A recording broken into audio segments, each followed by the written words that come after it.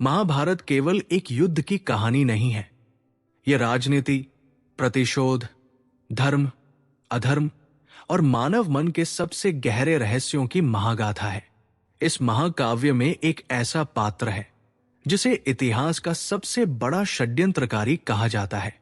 उसका नाम था गांधार नरेश शकुनी। जब भी महाभारत के विनाश की बात होती है, लोग दुर्योधन, कर्ण या धृतराष्ट्र का नाम लेते हैं, लेकिन एक व्यक्ति ऐसा था जिसने पर्दे के पीछे रहकर संपूर्ण हस्तिनापुर को विनाश की ओर धकेला।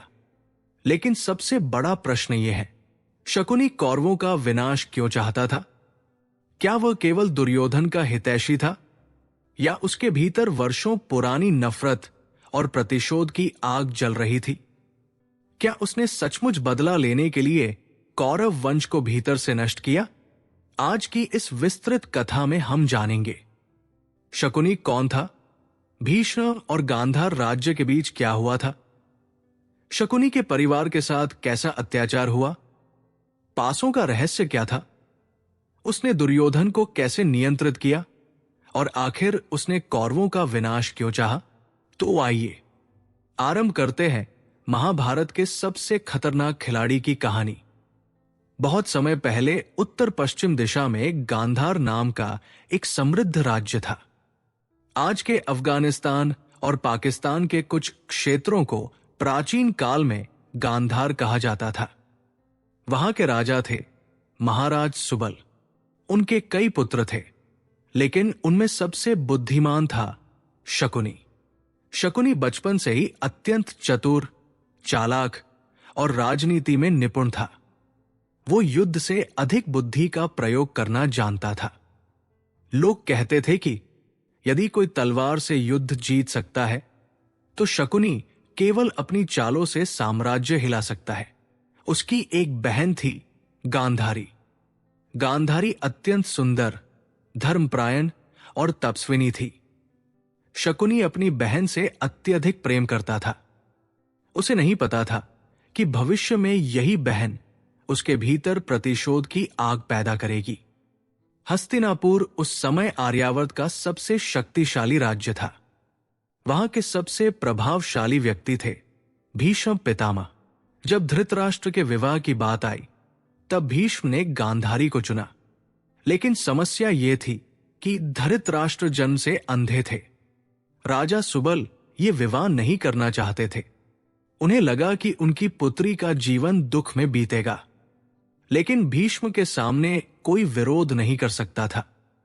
कुछ कथाओं में कहा जाता है कि भीष्म ने दबाव डालकर यह विवाह करवाया। गांधारी ने जब यह जाना कि उसका होने वाला पति अंधा है, तब उसने स्वयं अपनी आंखों पर पट्टी बांध ली। उसने प्रण लिया, जब मेरे पति संसार नहीं देख सकते, तो मैं भी ये संसार नहीं देखूंगी। ये त्याग इतिहास में अमर हो गया। लेकिन शकुनी के भीतर क्रोध जन्म ले चुका था। उसे लगा कि हस्तिनापुर ने उसकी बहन का जीवन बर्बाद कर दिया। महाभारत की कुछ लोक कथाओं और प्राचीन परंपराओं में एक भयावह कथा मिलती है। कहा जाता है कि धृतराष्ट्र और कौरवों को यह भय था कि गांधार राज्य भविष्य में विद्रोह कर सकता है। इसलिए शकुनी और उसके परिवार को बंदी बना लिया गया। उन्हें कारागार में डाल दिया गया। वहां उन्हें बहुत कम भोजन दिया जाता था। धीरे धीरे पूरा परिवार भूख से मरने लगा। तब राजा सुबल ने एक निर्णय लिया। उन्होंने कहा, हम सब मर जाएंगे, लेकिन एक व्यक्ति जीवित रहेगा और वो हमारे अपमान का बदला लेगा। परिवार के सभी सदस्य अपना भोजन शकुनी को देने लगे। धीरे धीरे एक एक करके सभी मर गए। मरते समय राजा सुबल ने शकुनी से कहा, हस्तिनापुर को नष्ट कर देना। ये शब्द शकुनी के हृदय में आग बनकर जलने लगे। कथा के अनुसार मरने से पहले राजा सुबल ने शकुनी को अपनी हड्डियों से बने पासे दिए। उन्होंने कहा, इन पासों में मेरी आत्मा की शक्ति होगी। ये हमेशा तुम्हारी इच्छा के अनुसार चलेंगे। इन्हीं पासों ने आगे चलकर महाभारत का सबसे बड़ा खेल रचा।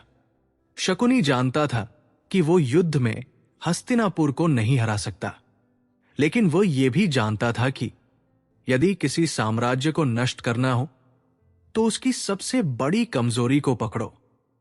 और हस्तिनापुर की सबसे बड़ी कमजोरी था दुर्योधन का अहंकार। दुर्योधन बचपन से ही पांडवों से ईर्ष्या करता था, विशेषकर भीम और अर्जुन से। जब भी लोग पांडवों की प्रशंसा करते, दुर्योधन के भीतर जलन बढ़ जाती। शकुनी ने इस कमजोरी को पहचान लिया। वो धीरे धीरे दुर्योधन के सबसे निकट आ गया। वो उसे बार बार कहता, राज्य तुम्हारा है, पांडव तुम्हारे शत्रु हैं। धीरे धीरे दुर्योधन शकुनी के प्रभाव में आने लगा। शकुनी ने उसके मन में नफरत का विष भर दिया। उसे पता था कि यदि दुर्योधन अधर्म के मार्ग पर चलेगा तो अंततः कौरव वंश का विनाश निश्चित हो जाएगा। पांडवों को समाप्त करने की पहली बड़ी योजना थी लाक्षागृह। शकुनी ने दुर्योधन को सलाह दी कि पांडवों को जिंदा जलाकर मार दिया जाए। वारणावत में लाख से बना महल तैयार किया गया। उसमें आग लगाने की योजना बनाई गई, लेकिन विदुर की बुद्धिमानी के कारण पांडव बच निकले। शकुनी समझ गया कि पांडवों को हराना आसान नहीं होगा, लेकिन उसने हार नहीं मानी। शकुनी जानता था कि युधिष्ठिर को जुए की कमजोरी है। यही कारण था कि उसने द्यूत क्रीड़ा की योजना बनाई। दुर्योधन ने धृतराष्ट्र को मनाया। पांडवों को हस्तिनापुर बुलाया गया। सभा सजाई गई और फिर शुरू हुआ महाभारत का सबसे विनाशकारी खेल। शकुनी पासे फेंक रहा था, लेकिन जीत हमेशा उसी की हो रही थी, क्योंकि वे साधारण पासे नहीं थे। युधिष्ठिर एक एक करके सब हारते गए, धनराज्य भाई स्वयं को और अंत में द्रौपदी को भी। संपूर्ण सभा स्तब्ध थी, लेकिन शकुनी मुस्कुरा रहा था, क्योंकि वह जानता था कि अब विनाश की शुरुआत हो चुकी है। जब द्रौपदी को सभा में लाया गया, तब धर्म की सीमाएं टूट गई। दुशासन ने उनका चीरहरण करने का प्रयास किया। भीष्म, द्रोण और कृपाचार्य जैसे महापुरुष मौन रहे। उस दिन केवल एक स्त्री का अपमान नहीं हुआ था, उस दिन संपूर्ण कुरुवंश ने अपने विनाश का बीज बो दिया था। शकुनी ये सब देख रहा था। कुछ कथाओं में कहा जाता है कि उसी क्षण उसे समझ आ गया कि अब महाभारत युद्ध निश्चित है। अब सबसे महत्वपूर्ण प्रश्न, क्या शकुनी वास्तव में दुर्योधन से प्रेम करता था या वो केवल उसका उपयोग कर रहा था? कई विद्वान मानते हैं कि शकुनी कभी भी कौरवों का सच्चा हितैषी नहीं था। वो केवल अपने परिवार के अपमान का बदला लेना चाहता था। उसने दुर्योधन के अहंकार को हथियार बनाया। उसने धृतराष्ट्र की कमजोरी का फायदा उठाया। उसने कौरवों को धीरे धीरे अधर्म की ओर धकेला, क्योंकि वह जानता था कि अधर्म अंततः विनाश की ओर ले जाता है, और यही वो चाहता था। अंततः वो दिन आ गया जब कुरुक्षेत्र की धरती पर महायुद्ध शुरू हुआ। 18 अक्षौहिणी सेना आमने सामने खड़ी थी। एक ओर पांडव, दूसरी ओर कौरव। शकुनी युद्ध भूमि में भी दुर्योधन के साथ था, लेकिन अब समय बदल चुका था। जिस आग को उसने वर्षों पहले जलाया था, अब वही आग संपूर्ण कुरुवंश को जलाने लगी। एक एक करके भीष्म, गिरिद्रोण मारे गए। कर्ण का अंत हुआ, दुशासन मारा गया। दुर्योधन अकेला पड़ने लगा, लेकिन शकुनी फिर भी उसे युद्ध जारी रखने के लिए उकसाता रहा। द्यूत क्रीड़ा के समय सहदेव ने प्रण लिया था, मैं शकुनी का वध करूंगा। सहदेव शांत स्वभाव के थे, लेकिन वे अत्यंत बुद्धिमान थे। उन्हें पता था कि महाभारत के विनाश का सबसे बड़ा कारण कौन है। युद्ध के अंतिम दिनों में सहदेव और शकुनी आमने सामने आए। शकुनी ने अनेक चालें चली, लेकिन अब उसका समय समाप्त हो चुका था। सहदेव ने उसका वध कर दिया। मरते समय शकुनी मुस्कुराया। कुछ कथाओं में कहा जाता है कि उसकी मुस्कान ये बता रही थी कि उसका प्रतिशोध पूरा हो चुका है। कौरव वंश नष्ट हो चुका था। महाभारत का सबसे रोचक पक्ष यह है कि इसमें कोई पात्र पूरी तरह अच्छा या बुरा नहीं है। शकुनी को लोग खलनायक मानते हैं, लेकिन यदि उसकी कहानी को गहराई से देखें तो उसके भीतर एक पीड़ित भाई भी दिखाई देता है। उसने अपनी बहन का दुख देखा, उसने अपने परिवार को मरते देखा, उसने अपमान सहा और फिर उसने प्रतिशोध का मार्ग चुना। लेकिन प्रतिशोध की आग अंततः सबको जला देती है। यही शकुनी की सबसे बड़ी त्रासदी थी। शकुनी की कहानी आज भी हमें कई महत्वपूर्ण सीख देती है। 1. प्रतिशोध विनाश लाता है। जब व्यक्ति बदले की भावना में जीने लगता है, तब वो स्वयं भी शांति खो देता है। 2. गलत सलाह विनाशकारी होती है। दुर्योधन ने हमेशा शकुनी की बात मानी। गलत संगति ने उसे विनाश की ओर धकेल दिया। 3. अहंकार सबसे बड़ी कमजोरी है। यदि दुर्योधन अपने अहंकार पर नियंत्रण रखता तो महाभारत युद्ध टल सकता था। 4.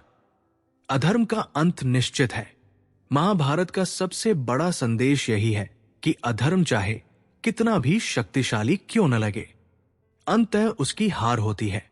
यदि आधुनिक मनोविज्ञान की दृष्टि से देखें तो शकुनी एक अत्यंत जटिल व्यक्तित्व था। वो बुद्धिमान था, लेकिन भीतर से टूटा हुआ भी था। उसकी पूरी सोच प्रतिशोध के इर्द गिर्द घूमने लगी थी। उसे न्याय नहीं चाहिए था, उसे बदला चाहिए था। और यही कारण था कि उसने दुर्योधन को एक हथियार की तरह इस्तेमाल किया। लेकिन अंत में वो स्वयं भी उसी विनाश का हिस्सा बन गया। शकुनी महाभारत का सबसे रहस्यमयी पात्र था। वो केवल एक जुआरी या षड्यंत्रकारी नहीं था। वह प्रतिशोध की आग में जलता हुआ एक ऐसा व्यक्ति था जिसने पूरे साम्राज्य को विनाश की ओर धकेल दिया। उसकी कहानी हमें सिखाती है कि नफरत कभी समाधान नहीं होती, गलत सलाह साम्राज्य नष्ट कर सकती है और प्रतिशोध की आग अंततः सबको जला देती है। महाभारत का युद्ध केवल हथियारों से नहीं लड़ा गया था। वो मनुष्य के भीतर चल रहे लोभ, अहंकार और प्रतिशोध के युद्ध का भी प्रतीक था। और उस युद्ध का सबसे बड़ा खिलाड़ी था शकुनी। कुरुक्षेत्र की धरती आज भी मौन खड़ी है, मानो वो आज भी उन पासों की आवाज सुन रही हो जिन्होंने इतिहास बदल दिया। और कहीं दूर समय की धूल में दबा शकुनी का नाम आज भी हमें चेतावनी देता है कि बुद्धि जब प्रतिशोध का हथियार बन जाती है तब विनाश निश्चित हो जाता है। यदि आपको यह कथा पसंद आई हो तो इसे अपने मित्रों और परिवार के साथ अवश्य साझा करें। जय श्री कृष्ण, जय महाभारत।